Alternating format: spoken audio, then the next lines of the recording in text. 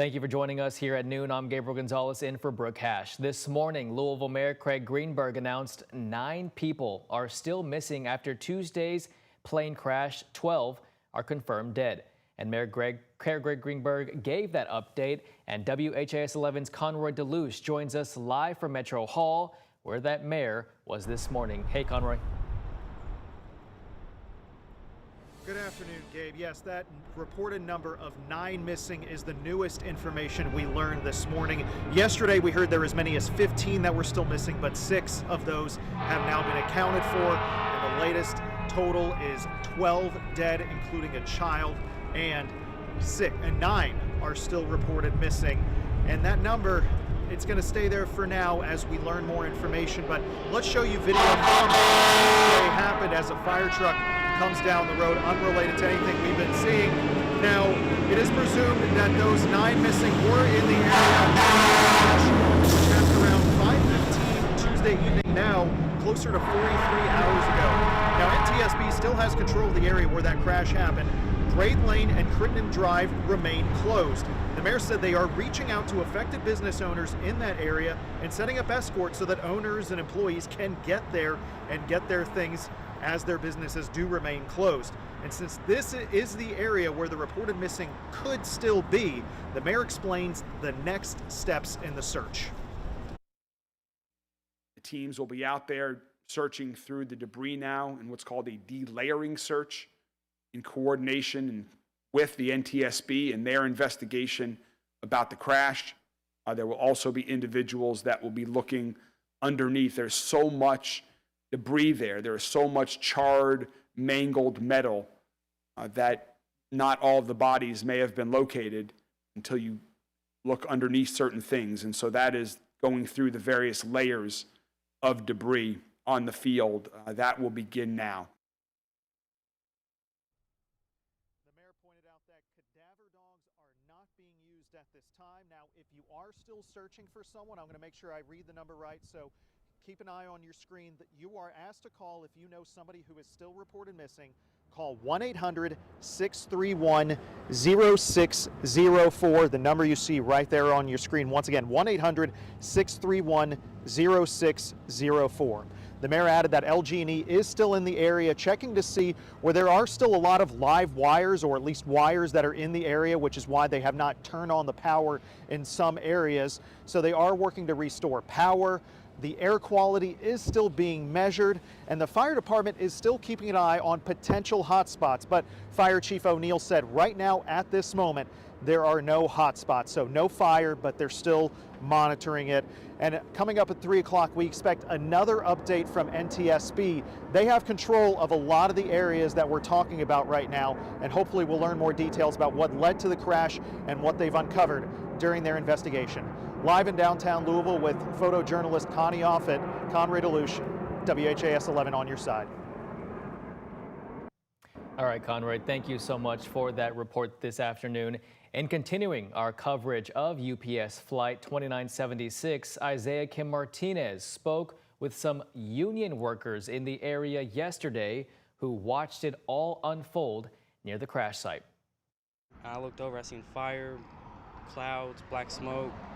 I was just scared. I ran into my house saying something blew up, something blew up. Samuel Harrison and his brothers were playing soccer outside their home just off Outer Loop in Fairdale when they saw the aftermath of the deadly UPS plane crash. I told my brothers, like, come on, we gotta go. We gotta just call 911, something. Yeah, it smelled like burnt tire. It was horrid, horrid, horrid, horrid. Deborah Wilder, who lives out in PRP, says this is traumatic for Louisville's South End. It's very devastating to me because I'm 62 years old and it's never happened since I've been alive. Just down the road, our members are very upset over the crash and are scared and uncertain.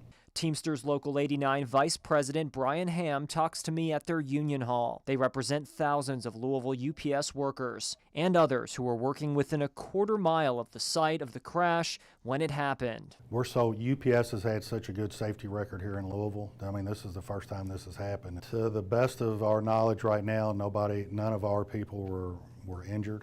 Ham agrees with Kentucky's governor, saying despite the heartbreaking news of several fatalities, this could have been even more devastating. Actually, the runway that it took off from going south So it's going into business areas instead of going into a residential place. So yeah, it could have, depending on which runway, it could have been really bad. Or it could have went out onto 65. I mean, it was, we're right in the middle of the city. Teamsters Local 89 is projecting a major financial cost from having to temporarily divert flights and those packages away from UPS Worldport, causing disruptions to shipments that could take some time to adjust to. They'll be double shifting. It's going to be a lot of work to get themselves back on schedule. For now, the task at hand is getting more answers, and the greater community is sending their prayers to the families who've lost loved ones. I hope everybody just comes together and help the families out, to help find the other missing. The Teamsters Local 89 is organizing a candlelight vigil that is set up for November 6th at 5 p.m. They're inviting anybody, either members or people out in the community that want to pay their respects, again, for those people who lost their lives as well as their families who are grieving. Isaiah Kim Martinez, WHAS 11 on your side. And today, Teamsters Local 89 will be holding a candlelight vigil for those killed in that crash. You are invited to attend. The vigil will start at 5 tonight at the Union Hall on Taylor Boulevard. You can see the building right at the Watterson exit to southbound Taylor Boulevard. The Union chaplain will lead community members in prayer for all of the victims.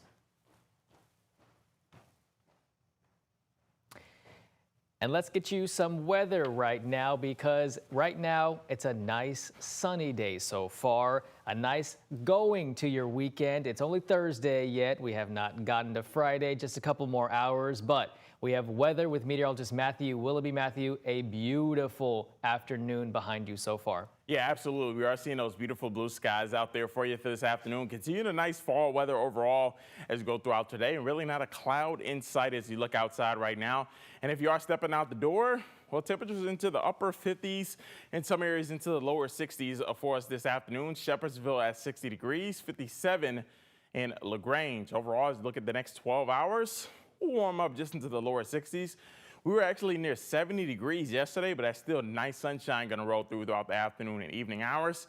Back into tonight, we'll be into the 50s and 40s. High temperatures really across the area will be into the lower 60s. So 63 in Jasper, Vandenberg at 63 as well, and E-Town at 64 degrees. Hometown forecast won't be too cool, as temperatures will be into the mid 40s really overnight, but we are tracking some more cooler conditions as well, as likely that severe outlook for you. As we look at it right now, some of our areas into Campbellsville, Columbia are under that slight 2 out of 5 risk, but most of our area just south of the Ohio River is under that marginal risk, which is a 1 out of 5. So we'll continue to track that out for you, but those main threats are heavy rain and some strong winds. But I also talked about it as well, the big cool down on the way. We're talking temperatures likely into the 20s and highs into the 40s by next week. But how long did that last? I'll be timing that out coming up in just a few minutes. Back over to you, Gabe. All right, thank you, Matthew. Continuing our coverage on the plane crash just moments after WHAS started looking into records from that jet, we learned it was recently on the ground for 6 weeks for maintenance in Texas. Focus investigative reporter Travis Breeze tells us more about that and is talking to an aviation lawyer.